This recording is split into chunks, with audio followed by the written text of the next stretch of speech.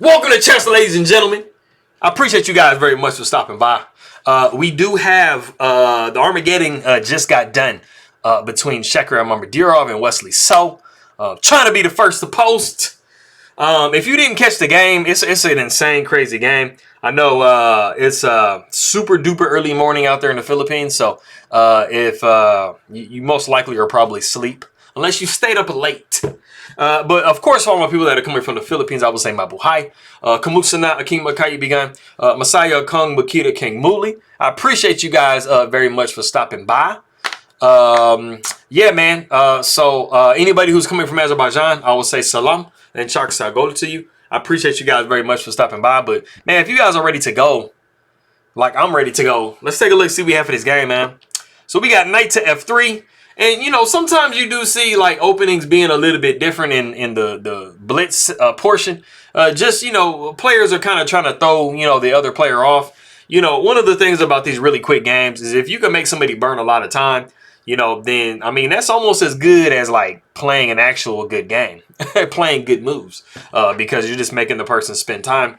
And then probably they're going to maybe make some blunders later. But we do see d5. We got e3. Knight comes to f6. We see c4. We got e6, b3. Bishop comes to e7. We see bishop to b2. We got castles by black. Queen goes to c2, and then we do have c5. And this is, I mean, this is a normal opening. This is a Reti, but it has a little bit of, Queen's Gambit decline type stuff with some Tarrasch. And if you go g3, bishop to g2 castles, I mean, this is pretty much a Catalan. But you kind of have to do something because, you know, like black is definitely, you know, contesting this center very strongly. So usually you'll see like, you know, d4 in these types of positions, just to make, you know, your own claim in the center. But we do see pawn takes d5, pawn takes d5, and then we do see knight to c3. And then we have the novelty of the game, which is knight to c6. Very regular developing move. So like I always say, it's kind of weird how that's the novelty, but it is. And so black is in a really nice position at this point in time in the game. We do see a3. We see bishop to g4, and then we do see bishop to b5. Now, instead of bishop to g4, we did have the possibility right now of just going straight away d4. And because white is stuck in the center of the board and black is pretty much completely developed and they're safe, they just have to get their bishop out. This is a really nicely timed move because it is starting to mess with white's development right now. And we might see something like knight to a4, and then we see bishop g4, bishop b2, rook to c8, rook to c1. And like I said, I mean, you know, this knight isn't the best placed. You still have to get castled, you know, and so, you know, black just has an insane amount of pressure in the position. But like I said, we did see bishop to g4, bishop came to b5. We do see d4 now. So, I mean, it's still well timed. Just not quite as strong as it would have been before because you did kind of allow white to get a little bit of developing in.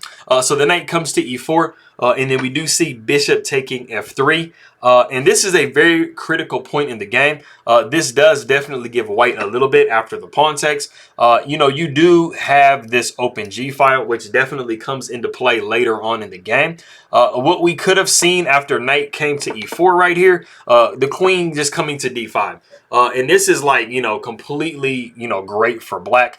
You know, you are developing the queen. You're adding pressure onto this knight right here. You know, in some variations, if the pawn pushes, you are looking at this bishop. So it is like a really, really monster move. And as you can see, black is completely done developing. White still kind of needs to figure out where they're going to put their king. So that would have been something nice. But like I said, we did see pawn takes f3. We see knight to e5. We got bishop down to e2, just defending this pawn. You know, that was kind of something that Wesley so did strap white with, you know, having to try to defend like a poorer pawn structure. But we do see rook over to c8. We see rook over to g1, like I said, taking advantage of that g file, which is definitely going to become relevant later on in the game. We do see rook over to e8. We got knight down to g3, bishop back to f8. We see f4, and then we see d3.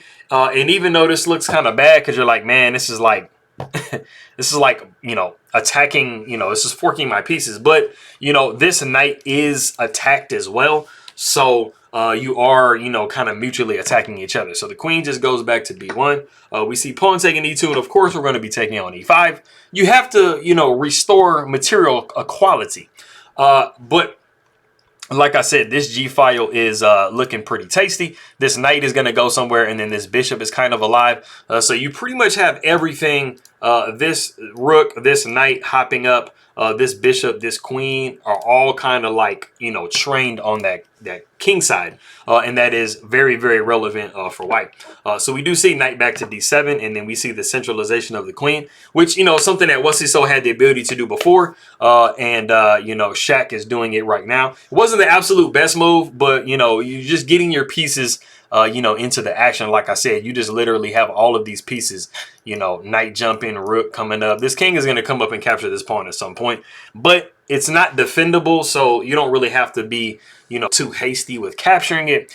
So we do see g6. And the little unfortunate thing about this move is, even though you have a dark square bishop, you basically just kind of like gave this bishop a little bit more power with this g6 move.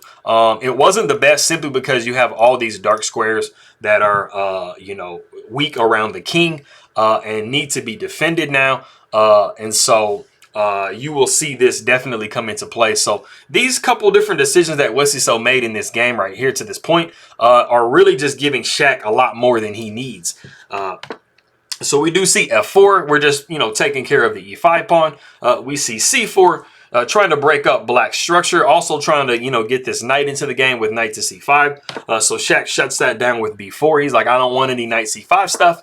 We do see a5, just trying to press the issue home. And we don't want to push b5 because that is going to give Wesley exactly what he wants, right? So the bishop comes to c3. We see knight down to b6. You know, we're thinking of different alternate plans with this knight. So we do see king taking e2 now. You know, like I said, you weren't in any hurry. The pawn was not going anywhere. So, you know, you kind of take it at your leisure. So the knight does come to d5, and we see bishop to d4. We don't particularly want to give up that bishop because, like I said before, you know, that is a very strong bishop on this dark square diagonal. So we kind of want to keep that on. So we do see pawn taking b4, pawn taking b4. We got c3, which, you know, is really kind of something that you have to try. So this is a really nice try by Wesley. So just trying to break up the structure as much as possible. And you do have to be a little bit careful here as white because, I mean, these rooks are actually pretty powerful. Even though you seem to have like a really crazy attack going on the king side, you know, you do have a lot of pressure on, you know, these files. So we do see f5, pawn takes d4, or pawn takes d2, sorry. And then we do have e6. And I mean, this is a very questionable pawn structure here. You know, it's definitely in front of that king. So I mean, really at the end of the day, both kings really kind of have a little bit of some problems. And as you can see, everything is pretty dead even in this position. So if both players play, you know, correctly, you know, you are going to be good to go. In this particular position, we actually saw rook to c7. Which basically gives black a really nice tactic in this position, some really great ideas. But before we get into that, something that you actually could have played here is bishop to g7, just basically saying I want to really get rid of this bishop. And the best thing white can do is take the bishop. There really isn't a lot of places they can put it. I mean, you can put it on c5, but it's just going to get attacked with b6. And you don't really want to, you know, kind of retreat it anywhere because of course it's just going to get taken. So there really isn't a good place for this bishop to really go. So this is really forcing the issue for black. But like I said, we did see rook down to c7. And this gave Shaq a really, really nice move that he can make in this position. So if you do want to pause the video and see what move Shaq played here, go ahead and do so.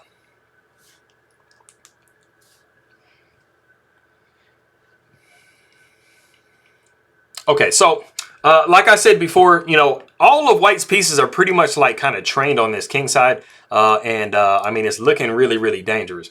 One of the more important things, like I said, is these dark square weaknesses that you have around your king. And Shaq is looking to try to play on those weaknesses. So the move that he makes in this position is knight to h5.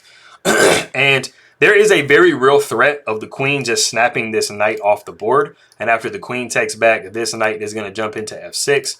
And we are going to be forking the king and the queen, getting an extra piece back, which is a very common thing that you think about, you know, when you can try to put the king and the queen in, you know, like a forking type of situation by sacrificing the queen. You know, this is definitely a move, g6, that came back to kind of hunt Wesley So a little bit. And we do see queen to d6. The interesting thing, like I always say about these players, is their ability to find these really tough defensive moves in these types of positions. And queen to d6 is literally the only move that you can really make. You know, you have to defend everything that's going on in this position. So we do see king to f3. And I mean, this is just super accurate by Shaq.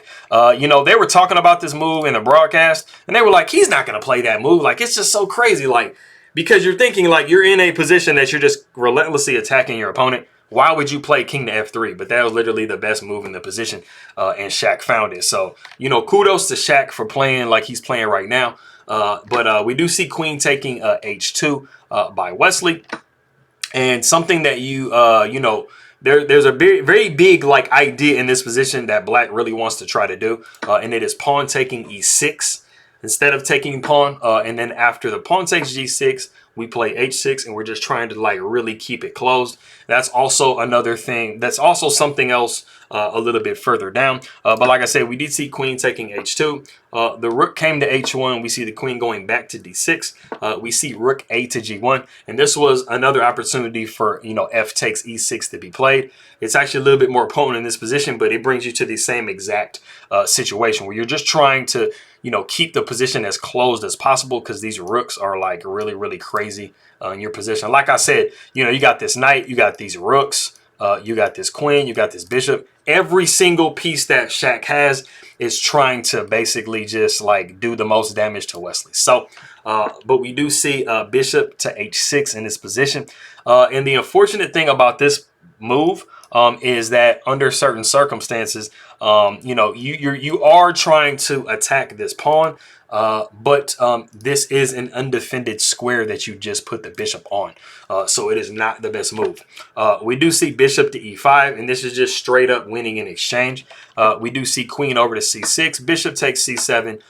We try to kind of deflect a little bit with pawn to d1 equaling queen. The rook takes on d1. You see pawn taking e6 now, but we see knight to f6 with check. And, you know, this is there's a little bit of nastiness with this, man. I mean, like I said, this bishop is undefended. You can take back here, but, you know, you're going to be taking the queen here. And, I mean, you're just up too much material in this variation. So the king steps down to f7. We see pawn taking g6 with check. The king takes on f6, and then we do see rook taking h6. And like I said, that bishop was just completely undefended. So there were a lot of different variations that could have occurred where, you know, that bishop was just going to be dropping. So the queen takes on c7. We see queen to h4 with check. The king goes to e5. We see queen down to h2. And it is in this position that Wesley So resigns the game. So like I said, this was a complete roller coaster up and down. And I will go ahead and just kind of show you a variation, just one of the variations that you can actually play. You basically repeat position for a second. After the king goes to f6, you recheck on h4. So this was something that Shaq had the ability to do at first. After we see the king going to e5, queen going to e4 with check. And then the king would go to d6.